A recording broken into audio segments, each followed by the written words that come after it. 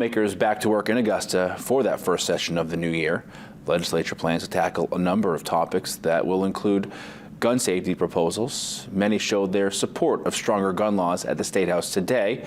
Alyssa Thurlow was there and has more. It was a busy day at the State House here in Augusta, and at times inside an emotional scene as organizations and folks from all over the state came to honor the victims of the Lewiston mass shootings that killed 18 people and injured 13 others.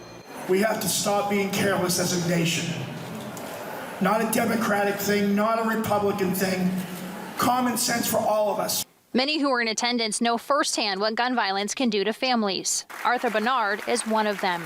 His son, Arthur Strout, was killed at Schmenge's Bar and Grill. This is not about taking guns, okay?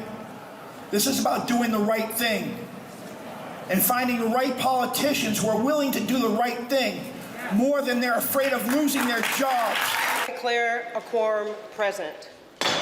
Hundreds of people turned out to not only honor the victims, but to also advocate for gun safety reform. That's really the leadership that we're looking from our legislators, is having that courage and bravery to say, I'm going to change position because my constituents and my communities are more important for safety than just protecting gun rights.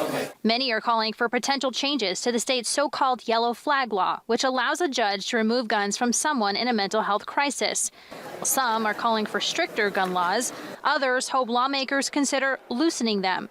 Joshua Rains of Gun Owners of Maine says responsible gun owners would like to carry in certain areas that are now restricted, like bars and restaurants. The incident in Lewiston showed that when something bad happens, and it will happen, police are not immediately right there. It has to be handled by somebody on site. And the only way to deal with a bad guy with a gun, sadly, is a good guy with a gun. They would also like to see lawmakers prioritize mental health and not take away the rights of law-abiding citizens. Get the help where it's needed for the people that need it. Lawmakers have a number of issues to take up this session. They will also have to decide how to deal with a supplemental budget that's expected to top $100 million. Alyssa Thurlow, WABI TV5 News, Augusta.